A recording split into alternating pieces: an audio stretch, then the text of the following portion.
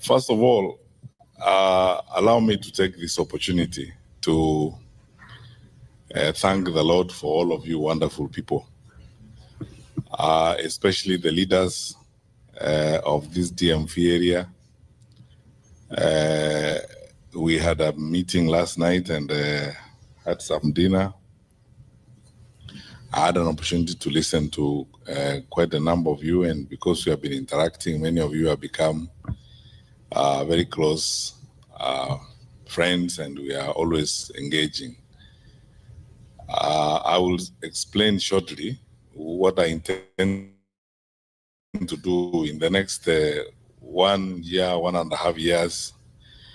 I am going to be on a listening mission, just such as I am today, meeting Kenyans in groups of 100 to 150 maximum, to have conversations with people about our country and about the thoughts I have and what I think would happen in our country.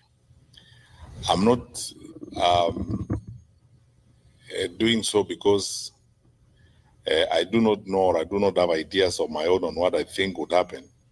But I'm doing so because, quite frankly, I think a time has come for us to also change even the paradigms of how we manage leadership and how we engage public service, as it were. So I thank you very sincerely for this listening caucus this evening. That's how I'm looking at it. I have come here to listen. We need to change the top-bottom approach to public affairs, where leaders talk all the time, we give lectures all the time, as if we are the ones who know and others don't know, when in actual fact, the people we are supposed to serve are yourselves, and you have ideas and you know what you want to happen to your country.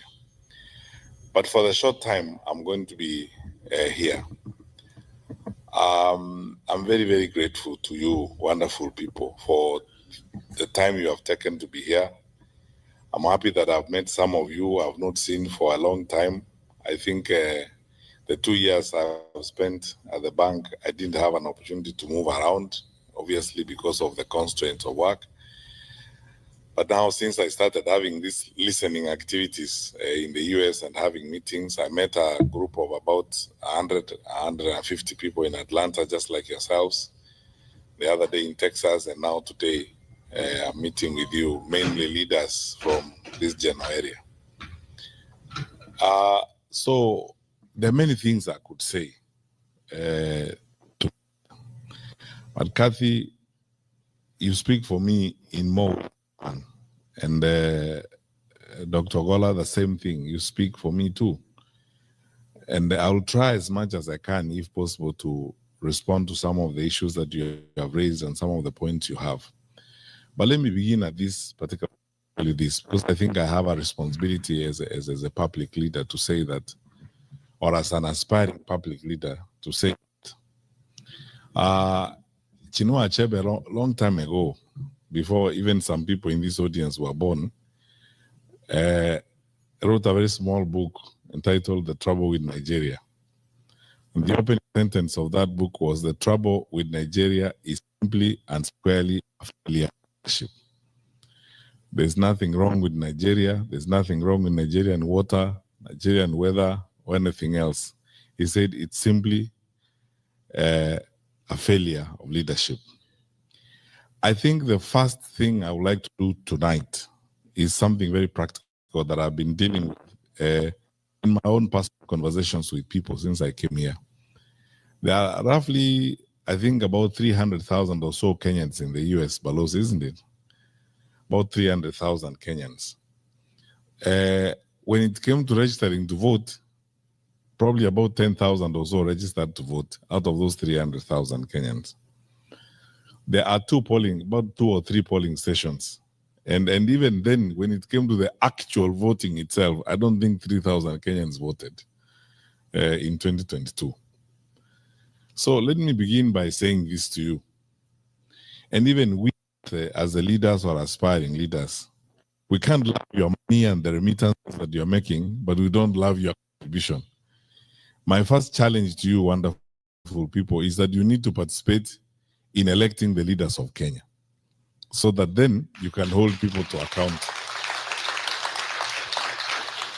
So because I'm a presidential candidate, I took it upon myself to begin conversations with people on how we can make this happen. And this morning I was talking to the people at the mission, and Mr. Maura, we agreed that you are going to form a small team that brings together leaders and representatives from other cities in the US so that we can complete a proposal on how we can increase the polling stations in the US from the current 3 to 10 or 15. And then begin a process of sensitizing the Kenyans who are here to participate in the electoral process. Because my brothers and sisters, whatever we do, unless we are participating in making that decision on who is going to make decisions for us, I mean, what are we going to talk about if you are not participating? We can only whine and dine and complain about it. And I'm going to tell people in Nairobi, for instance, that if the middle class in Kenya actually wanted to change the country, they can change the country. Going to Karen Club and having drinks at Karen Club is good, but it will not get us to where we want to go. Participating in the process will get us there. We can stay on X. It's a good forum. We can engage, yes, but voting, actually voting and going to vote makes a difference, because that way then you'll be able to take decisions that affect the way in which your country is managed. So my challenge to you, leaders, is that please follow up on this discussion we had with people at the mission to complete a proposal that will be looked at by the IEBC on front. As leaders who are outside of government, we have already started a process of both petitioning the IEBC and also with a perspective of going to court if need be, to see to it that we have more polling stations here in the US so that you guys can vote. Because it's not, if there was a polling station here tonight in Baltimore, there are more people here who would vote than all those who voted in 2022 from the US in the first place. So this is something I think we need to work on. That's where we need to start from in terms of our participation and so on. So let me go to my brief remarks tonight, and then I am looking forward more to interacting with you and answering questions and giving you my perspectives. And Kathy, I'm going to answer your questions, the ones you asked me about my experience in public service and what I think I'll do differently as it were. Now, there's nothing wrong with our country. That's where I'll begin. I am one of those people who had the privilege of serving my country in the position of a cabinet minister for 10 years, 2 terms with President Uhuru Kenyatta. That was one of the best times in my life. With all the challenges and the crises, in the Ministry of Interior, for example, 2/3 of the time you operate on adrenaline because you sleep with phones on either side of your bed. There's no single night that you'll go through the night without those phones ringing, and none of them calls you to wish you happy birthday or to wish you a good night's sleep. It's a crisis after crisis after crisis. A dam has burst out in Solai, in Nakuru, and it has swept down families. Nobody knows, even at that time when the regional commission doesn't know how many families have been swept down. And that is 11 o'clock at night. From then on, there's no night for you because you have got to gather the country together and make, decisions. Some crazy fellows have probably crossed the border and we have been tracing them and we have lost them. And chances are that they are likely to be terrorists and nobody can trace them. We have lost them a bit somewhere between one point of the border and another. You cannot go to sleep because you don't know where they are headed. Because if they get there before you get them, you know what's going to happen. So have the time. That is the kind of life that you lead. But I want to say this, and this is my testimony. I say this very sincerely from the bottom of my heart. I I thank the Lord for every minute, every hour I served. And as I said, it's the best time in my life. We were not, thank you. We were not the most, perfect or ideal group of people, but by God's grace, we were able to do much. And then I got to know the country in ways I never knew it before I went to public service, and enjoy and love my people more than I loved them before I came in, because I came to go into people's lives. You meet ordinary people and their experiences on a day-to-day basis. Some of them are heart-wrenching, others are, inspiring, but it's all in a day's work, and it's a very exciting opportunity to serve. For those of you who were with us last night, I spent a lot of time telling you about some of those experiences and how great they are and so on. So since independence, nearly 63 years now, we've had self-rule, we've had 3 administrations, actually 4. This is the 5th administration. And in addition to, peaceful transfer of power, we have been relatively stable, except for when we have had challenges such as we did in 2007, and when we have had, security challenges of one kind or the other. We are the anchor state in East Africa, and on the Horn of Africa, that's how we are perceived. We are the most influential and probably consequential environment within the Horn of Africa. Believe me when I say this to you, because of my exposure and travel, we are some of the hardest working people on the continent.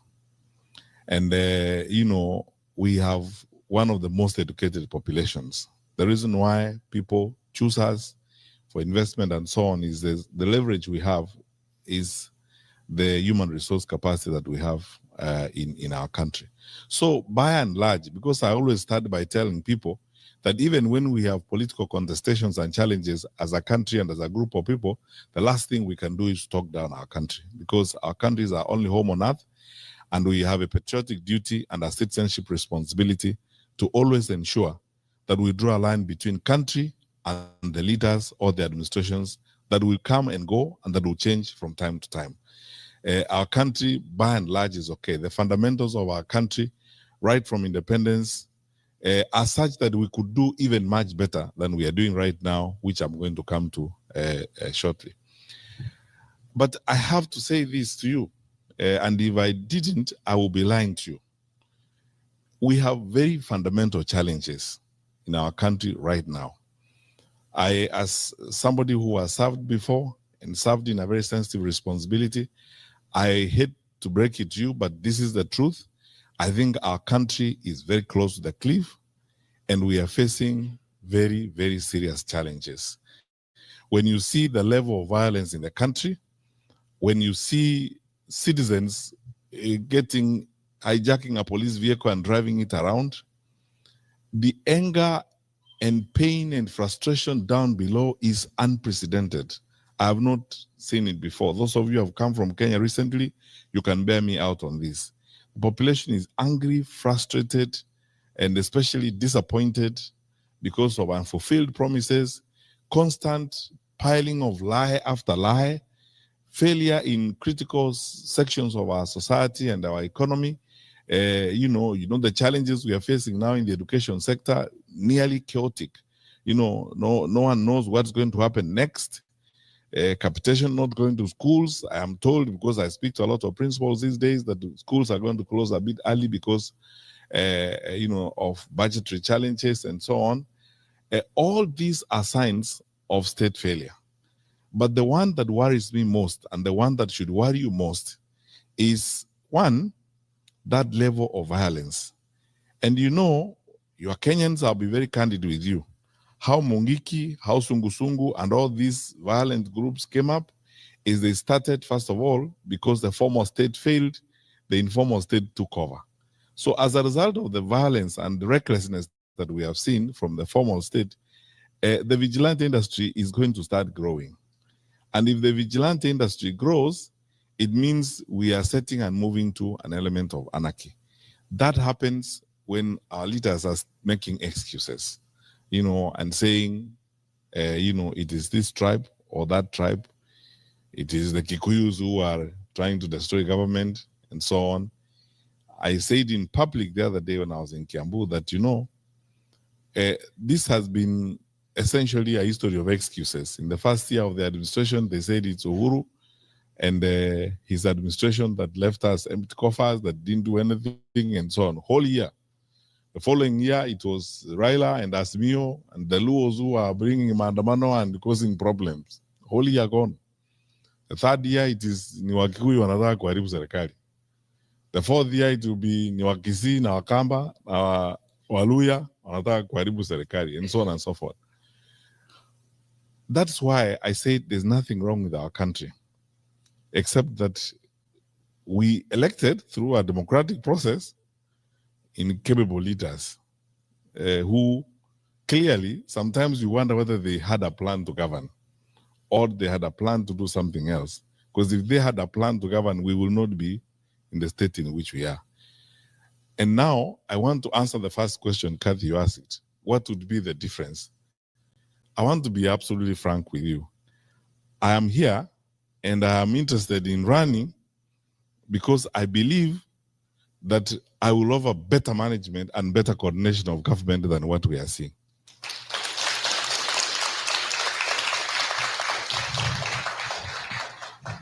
And why?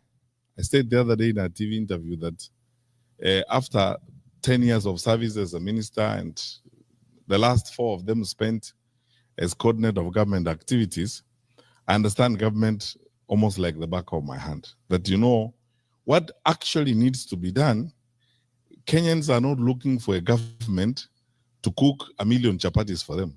They are not looking for, Kenyans are not looking for a government to make the bed for them or raise the children for them. Or, you know, the Kenyans are looking for a government that will do one thing. Just wake up in the morning, go put your ass on the chair and work. That's all. Do your work. And don't make excuses. You know, when you're supposed to do the work, don't make excuses and say it's so and so, it's so and so. My commitment, and I've been telling fellow Kenyans that since I put my name on the ticket and I put my hand on this, I'm saying this, hold me to account. I will not make excuses. I will not shark. I will not hide. I will not fudge. I will not bend from responsibility. I will face responsibility head on and do the right thing. And there's no problem because you see in Kenya, you have a fantastic institution called the public service. The public service in Kenya has been the basis on which, as a country, we have stood. People go into the public service, they do a fantastic job. Many of them are very professional and very committed people who need, and that's my second point, Kathy, who need trust, leadership that they can trust. Because the trust deficit in the administration is uncoverable. The distance between what they say and the truth is uncoverable. That people need trustworthy leaders, people they can trust. That if they tell you this is going to happen, it is going to happen. That's why I don't want to spend so much time criticizing others. I would like to spend more time saying, in my view, we would like to have a trustworthy government, a government you can believe, a credible government. Whether it's foreign policy, you know, our country, Kenya, over the years has been known for 3 things: stability, reliability, and credibility. That, you know, what we tell you is credible as a government. The reason why we are an anchor state in the Horn of Africa and in East Africa is because our neighbors trust us. Over the years, they have trusted us. The largest UN office in the South is in Nairobi. We have very credible relations with the United Nations High Commissioner for Refugees. How on earth can we be the ones arresting opposition leaders and returning them at night to their countries? These things are hurtful to our image as a country. They affect our citizens, especially those of you who live outside the country. If today you are a consultant, a Kenyan consultant in Khartoum, working for a UN agency, how would you be comfortable when that government probably thinks you are a citizen of a hostile country? And it is unnecessary, the things we need to do. So, Kathy, I think the difference would be, I am interested in, and I believe there are many people in Kenya who are looking forward to honest and trustworthy leaders, people they can believe and people they can trust. All of you wonderful people grew up in an environment where you know viongozi wa kitaifa wakubwa wa serikali wakizungumza mahali pale waseme kuanzia mwaka ujao mpango wa elimu utakuwa namna hii. Kila mtu anaamini hakika hivyo ndivyo itakuwa. Lakini tuseme ukweli, leo watu wakisimama pale ahadi tumepata ahadi kama maelfu sijui 15 na hakuna hata moja, nothing. In 2022, just before the elections, I was invited to a meeting by Archbishop Ole Sabit and the Anglican bishops. And I spoke to them, this video clip that has been doing rounds all over. The bishops asked me questions about, the budget, saying 5 billion, 2 billion to see border. I don't know which billion is to who. They asked me, I said, these are lies. You're just being lied to. I said that 3 years ago. And Kenyans, it has come to pass. And I said, the Chief Justice invited us to a meeting in Naivasha of the National Council for Administration of Justice. Everybody was in the room, including judges of the Supreme Court and the DPP, the entire justice sector was there. Then I was asked, including the late Chebukati who attended the meeting, I was asked this question about money and campaign finance. And I said, this wash-wash business we are seeing here, some of these people doing well on the campaign trail are people who are on the Interpol list for wash-wash and money laundering. If we are not careful as a country, we are going to launder into elective offices up to 40% of these characters. And we will pay a price for it. Today, my colleagues, those of you who are in the finance sector, we have been gray listed. 3 weeks ago, the EU also listed us as an insecure financial transaction environment. It has never happened since independence. And the reason why I was very surprised about that EU one is that we are the only country in East Africa on that list. I want to be diplomatically sensitive. Sitaki kuongea mambo mengine niseme, unajua hata Burundi haiko huko. Ta Somalia haiko huko. Sisi tu ndio tuko huko kwa East Africa. Sisi ndio tumeandikwa hapo. Tunafanya ujeuri wa fedha vile tunafanya. So these are the issues. This is the reason why I would like to run for president, because I believe our country deserves and should get better. Our country deserves and should get better leadership, in my view. And you're not going to bring it from Mars or from Jupiter. The people are there. They are willing and ready to serve their country. What they need are leaders who will go and work. I have not arrived from heaven myself. And I am not one of those who carry around a big Bible ambayo inaweza kukuangusha. I go to churches there every day, singing songs, hymns, trying to pretend that I am holy. I am a sinner like you. It's just that I am a realistic sinner who will say,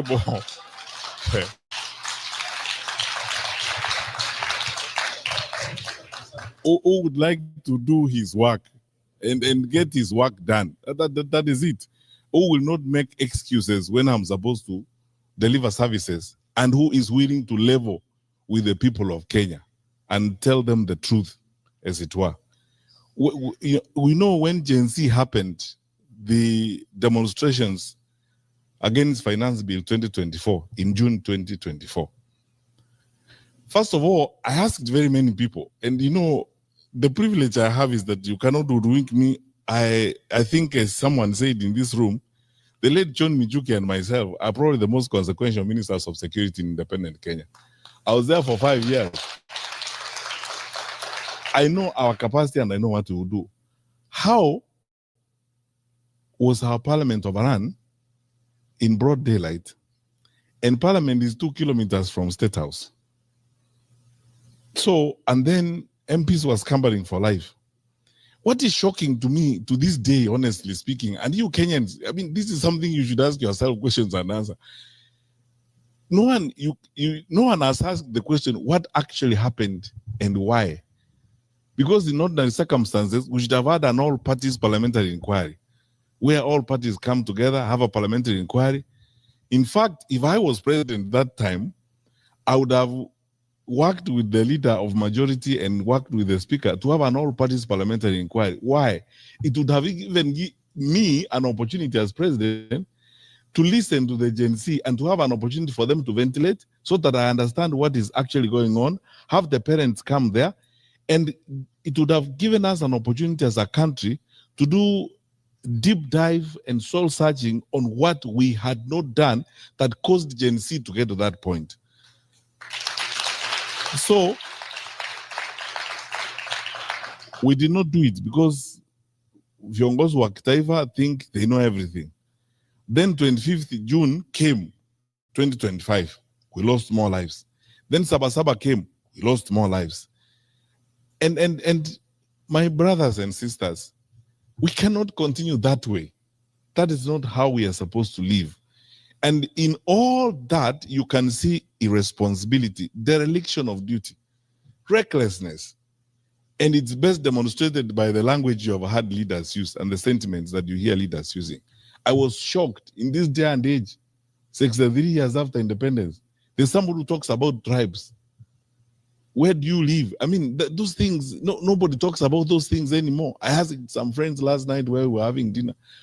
Which one of us goes to hospital in Kenya and you are sick? You are very, very sick. You are shivering in your car. But then you ask people, please check on the list. What's the tribal background of the doctor on duty before I go in? Because you just get in, you are treated, and sometimes you don't even know the ethnic background of the fellow who's treating you. But until you are treated, you go away. Why should it matter? When you walk to a bank, for example, in Kenya, you go to Equity or a family bank, you want services, you go to the teller. You first of all ask, by the way, where do you come from? Before you ask your money, it's transactional. You just fill out your papers or you discuss your loan and you go away. It doesn't matter anywhere else. Why should it matter when it comes to making decisions on the leadership of the country? It's because some of us tuko na shida fulani sijui ni ya kurogwa ya huko nyuma, which we should never ever ever as a country accept. And that's why the young people in this audience who are listening to me, Gen Z is an opportunity to step into the third wave or the third generation of leadership in Kenya, modern Kenya. This is what is going to give us this thinking, and this approach is what gives us a modern country. A country where the content of your character matters more than your surname. You know, the values you hold, the delivery of services is more important than your surname.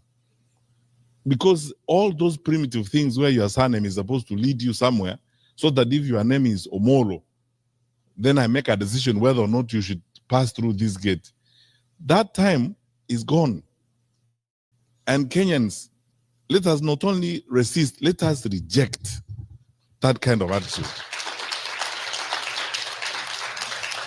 So I'll speak about this until the cows come home, but this is my vision. That one, we can put up, and I can promise we can put up a credible government that can be trusted, that will ensure the stability of the country, that is reliable. We will not do some of those things that will hurt the image of our country.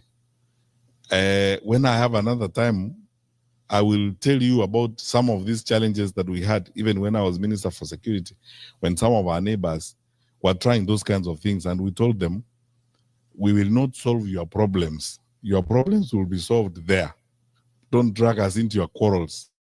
Everyone is free to come to Kenya and have fun, as long as they don't break our laws. You break our laws, that's a different story. But if you're just coming to do business in Nairobi, have a girlfriend in Nairobi, do whatever, you are free. Do business here, put up a whatever, that's fine. That's what our country is supposed to be, because we want to be honorable and respectable members of the international community. And we are signatories to all those conventions, including the protection of human rights and stuff like that. That's what I hope we will do as a government. We would sit down and reorganize the education sector that is chaotic. Imagine, how can you not be frustrated if you are a young university student? You don't know when you're going to have help to start with. You don't know when the semester is beginning or ending. You do not know whether you're going to do exams or not. Statements fly left, right, and center from the ministry on your fate. You don't know which one to believe. The one that came out today, the one that was made by the minister, or the one that was made by the president. You don't know. Chaotic. How are you supposed to live your life? Yet, you know, in a sector like that, you're supposed to have a sense of predictability to move forward.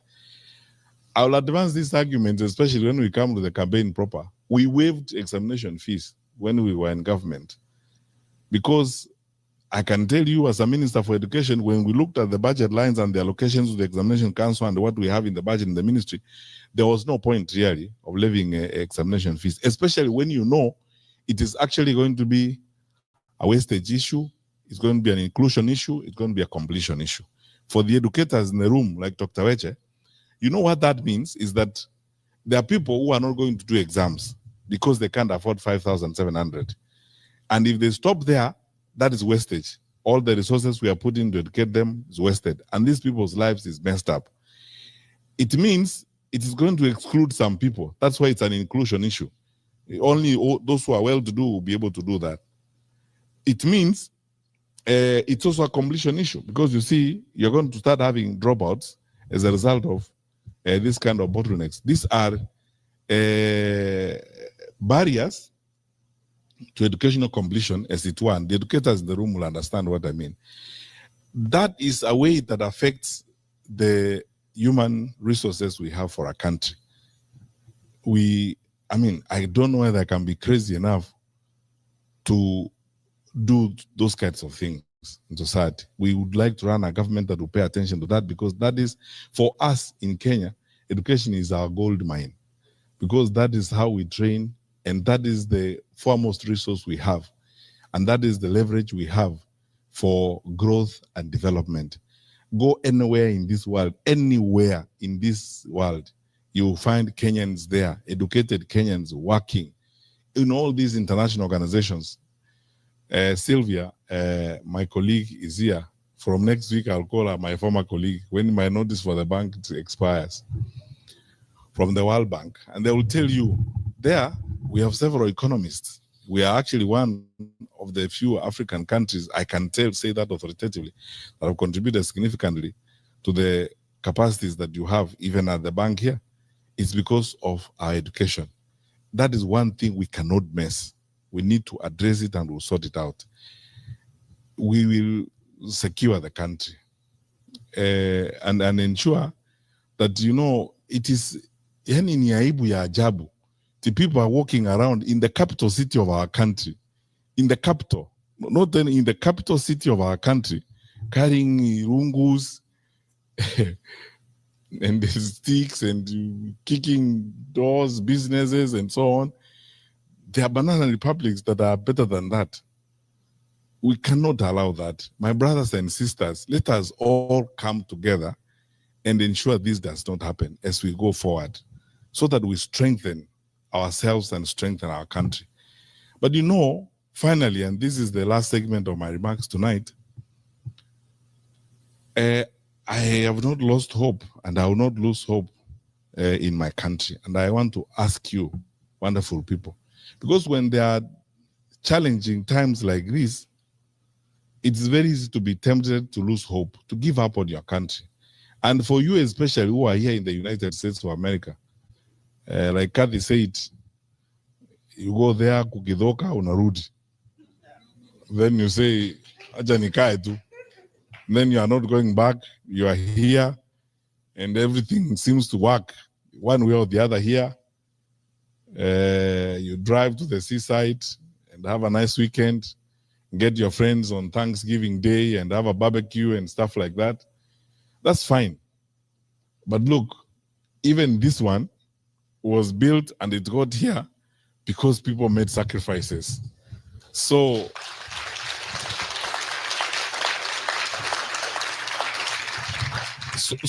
it is our turn to make sacrifices for our generation, so that our children and our children's children will find a Kenya that is like this one, so that other people will also come to our country and never wish to leave, because they will find that our country is also very nice, and it can happen. And the reason why I have this hope is because I can speak with authority. I know my country. I know my people. I know my fellow citizens. We are better people than this. My country is better than this. What we are seeing and the behavior of the people you see in administration and so on is not who we are as a people. That does not reflect the true picture of Kenya. I don't know about you, but look, my friends, I have been in the public service. I have seen police officers cross swollen rivers with examination sheets on their heads or on the side, walking through. They're not paid additional fees for that, protecting those papers and ensuring that those papers are not messed up. During Corona, I went to some place beyond Embakasi to thank some Kenyan women who had decided on their own volition. Nobody asked them, government did not ask them, to cook for police officers who were manning the roadblock at that time. Two of them lawyers in Machakos. They had come together, organized themselves, and they were supplying food to those police officers, cooking for them every day. They actually created a makeshift kitchen. The government did not give them budget to do that. They volunteered, they mobilized women, and they were cooking for the police officers there every day. I went to Limuru at 1 a.m. at night, one time, with my colleague Mutai Kawe, who was then Minister for Health, to a police roadblock. And I found women from the local shops serving those police officers with tea and bringing bread. Government did not ask them. The Kenya Association of Manufacturers, Phyllis Wakiaga and Company, putting private sector people together to contribute water tanks for police stations and soap, so that police officers can wash their hands to deal with infection at that particular time. I have seen with my eyes how Kenyans stand up when we have a disaster, donating blood, when we call for food donations, when we have a challenge. Kenyans turning up in their numbers to contribute food. During Corona, we wouldn't have succeeded were it not for the big support we got from the private sector. The private sector team, chaired by Madam Karuku from East African Breweries, and bringing together all these people, committed, attending meetings every day without asking for sitting allowance, and guiding us and working with the government to secure the lives of our people. We are a great country, and we can do many things. I have worked with public servants who will not ask a question if you ask them to come to work over the weekend. As long as you are trustworthy enough, you respect them and take their advice, and don't politicize their decisions or try to create funny games of parachuting people because they come from your tribe and promote them and that kind of rubbish. Public servants who are committed and focused on serving their country. Our country is great. We are better people. So because of that, don't lose hope. We will rise again. We will cross the bridge. And this momentary challenge we have because of some challenges with some of our leaders, we will overcome it and build and move forward. After COVID, we said we will be built big and better, and we will go forward. We are the long distance running country. So we are resilient. We will do well as we move forward. So all I ask you, my brothers and sisters, is this. Let's go beyond these nice conversations we have. Mwaura, let us finish that petition. Let us have additional polling stations here in the US. Wake up in the morning and vote and determine your leaders. Do not complain and write nice stories about what is working and what's not working. It is good to say that because we need those views. But you could actually make it even better by casting a vote and making a decision, and encourage your brothers and sisters back home to participate in the electoral process, to reject violence, reject the temptations to be divided, and reject all this kasumba mbaya that is being brought to us because of incompetence. You know, when people are incompetent and they're not able to work, they make excuses, you know, from morning up to evening. The first time they open their mouth, they say it is Mwaura. It was, bro, you know, it is Mwaura who's not doing his work. Next time they tell you it is Major, you know, and so on and so forth. And the work is looking at them. The challenges are looking at them. They are there every day. And all they need to do is just go to work, sit down, put people together and work. So that is how I think Kathy will make a difference. And I am committed. You asked me about my experience in public service. I've said it was a wonderful experience and I succeeded because I trusted the people I worked with and they trusted me. And every single day was essentially a celebration of our nationhood everywhere you go. Whether you meet rural folk or people, you know, sometimes I was telling some friends last night that one thing that I am going to have to learn to live with in this thing I'm now doing, that, you know, I never thought I would actually first of all go into politics and start campaigning and looking for votes. Now I'm here. Sometimes it's an emotional experience, to be honest with you. You know, like when I went to Kiambu, you know, Kenyans are really wonderful people. You meet these women, these ordinary women. Some of them are actually walking bare feet. And if you even sit down with them, they actually know what the country needs. And they talk to you very responsibly and very nicely. Those people are not wheeler dealers. They're not cartels. They are not wash guys. They just want a peaceful and stable country. End of story. So, you know, tuache mambo mingi na story mingi. You know, let's get some work done. Now I keep telling our leaders, you know, every time they are sometimes even criticizing us and saying, oh, it's the opposition that is sponsoring violence. And I tell them there is nobody in this world called opposition. People have names. Say it is Fred Matiang'I and give the evidence for it. Because even that blanket and general condemnation is part of that laziness and that recklessness and the escapist behavior, as it were. Be direct and say who it is who is doing that kind of thing. There's nobody called opposition, as it were. Just say who it is who is supporting and provide the evidence for it. We are a mature country. We are better than this. We can do a lot of good things as a people. So, my wonderful people, join us, those of us who are walking this journey to making Kenya an even stronger, better, much more stable environment where we are all proud to be. Because I can guarantee you and I promise you, if we stick together and work the way we are working, our better days are ahead of us. So, our better days are ahead. So let's work together.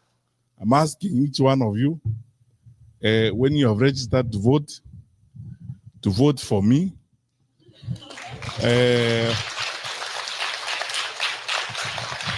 But I don't put a full stop there. I put a comma. I say vote for me, comma, and hold me to account. Yeah. And hold me to account, because this, I am not given to those types of stories. I used to enjoy driving in schools even at 6 in the morning and hanging out with the teachers and until the job is done. There isn't anything I cannot do if it is my assignment, if it is my work. And when Kenyans tell me about it, like I've had some of you refer to it tonight, please know this. I wasn't doing you a favor. You paid me to do it. So that is what you paid me to do. I was earning your money every month, and I pray that if you decided to hire me again, I'll be worth your salary. God bless you.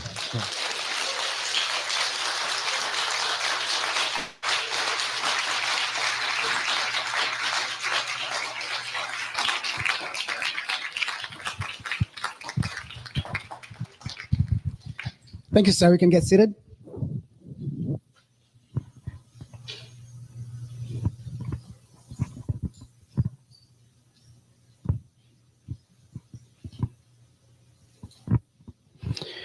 All right. Thank you, sir. Thank you very much.